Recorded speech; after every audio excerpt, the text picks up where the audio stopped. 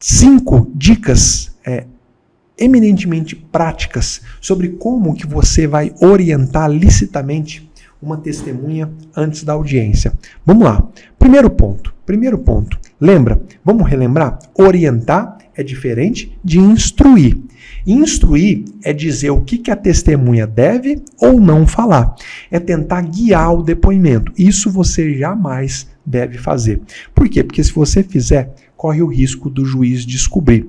Eu já tive várias oportunidades em que lá no meio do depoimento a testemunha vira para o advogado e pergunta: e se eu posso responder ou não, doutor? Ou seja, já teve lá fora uma tentativa de guiar o depoimento. Então, a primeira coisa que você vai deixar claro, quando você for conversar com a testemunha antes da audiência, você vai dizer assim para ela: ó, o meu objetivo nessa conversa não é te dizer o que você pode ou o que você deve falar. Aliás, você deve responder tudo o que lhe for perguntado na audiência. Você vai falar para ela: o meu objetivo aqui é te dar orientações para que você possa prestar o melhor depoimento possível, mais próximo da verdade. Então, o primeiro ponto que você vai abordar com a testemunha é que ela é livre para falar o que ela quiser e que você não vai pôr e nem tirar nenhuma palavra da boca dela, tá? Isso é muito importante. Segundo ponto importante: quem defende a parte é você e não a testemunha.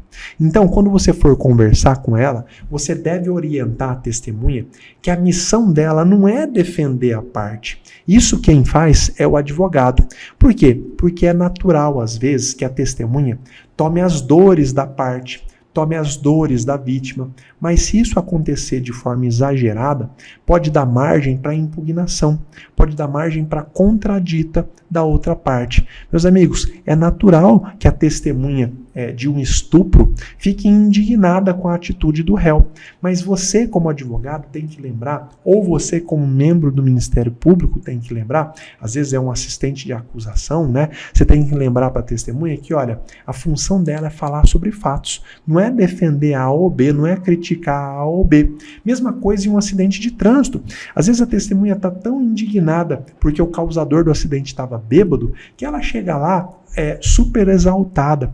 Então você vai acalmar a testemunha. Fulano, você vai lá para dar o seu depoimento sobre fatos. Você não precisa defender ninguém e você não precisa atacar ninguém, porque se você fizer isso, pode ser que o juiz descarte o seu depoimento, tá? Você deve dizer para a testemunha para ela se limitar a narrar os fatos. Olha, conta lá se você viu ou não viu o acidente e jamais deixe transparecer sentimento de revolta, de inconformidade. Terceiro ponto, vamos lá.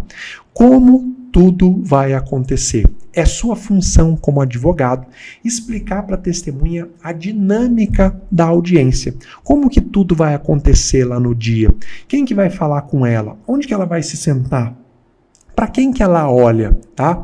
A sua função nesse ponto é deixar a testemunha tranquila. Testemunha tranquila lembra dos fatos. Testemunha nervosa embaralha os fatos. Então esse passo é fundamental. O ambiente da sala de audiência pode ser um ambiente comum para você, que vai lá toda semana, todo mês, mas costuma ser um ambiente tenso, naturalmente nervoso. Então, deixar a testemunha tranquila é fundamental. Quarto ponto, meus amigos, esse é muito importante. Todas as vezes que a testemunha vai ser ouvida, o juiz tem que perguntar para ela se ela tem amizade íntima com a parte que a rolou. Então, aqui é fundamental que você esclareça para a testemunha antes da audiência que o juiz vai fazer essa pergunta para ela, se ela tem ou não tem amizade íntima com a parte. Você precisa esclarecer para ela o que é essa amizade íntima. Olha, eu sei de várias histórias que a testemunha disse que era amiga da parte, quando na verdade não passavam de colegas de trabalho.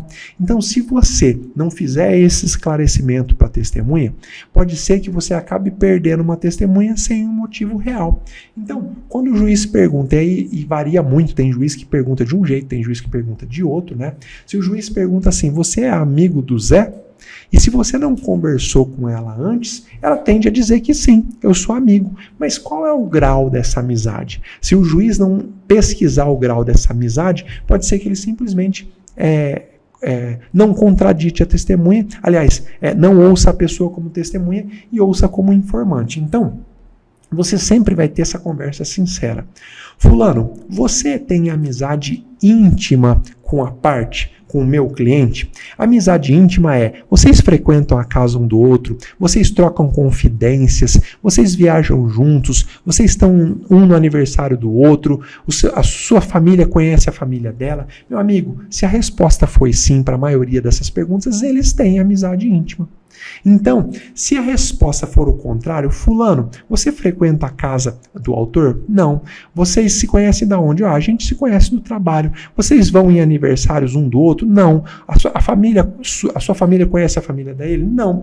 Então vocês não têm amizade íntima. Quando o juiz te perguntar, você vai dizer não, eu conheço do trabalho. Ou não, eu estive com ele apenas 2 ou 3 vezes. Quando você faz essa conversa previamente com a testemunha, você evita de perder testemunha em audiência sem um real motivo, tá bom? Último ponto importante que você deve tomar quando você for conversar com uma testemunha. Esse ponto é muito importante. Mostrar as provas que já estão no processo para evitar contradição. Quando você se reúne, então, previamente com a testemunha, você pode mostrar para ela as provas materiais que já estão lá no processo. Isso vai ajudar a testemunha a lembrar de detalhes do fato e vai evitar contradições.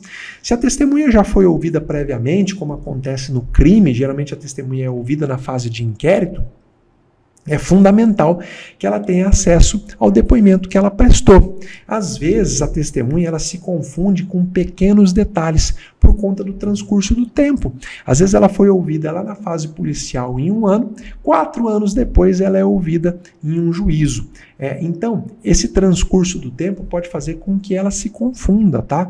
E um somatório de pequenas contradições pode acabar comprometendo todo o depoimento. Às vezes ela troca a cor do carro, às vezes ela troca o horário do fato, às vezes ela se confunde com coisas simplesmente porque o tempo passou. Então o que você vai fazer? Você vai se reunir com a testemunha e vai mostrar para ela, olha aqui, existe esse boletim de ocorrência, existe essa prova pericial, existe essa imagem aqui de uma câmera de segurança. Você mostrando tudo isso para a testemunha, você vai estar dando uma orientação lícita, vai estar fazendo com que a testemunha saia muito mais confiante do depoimento e evite de prejudicar a sua parte, tá?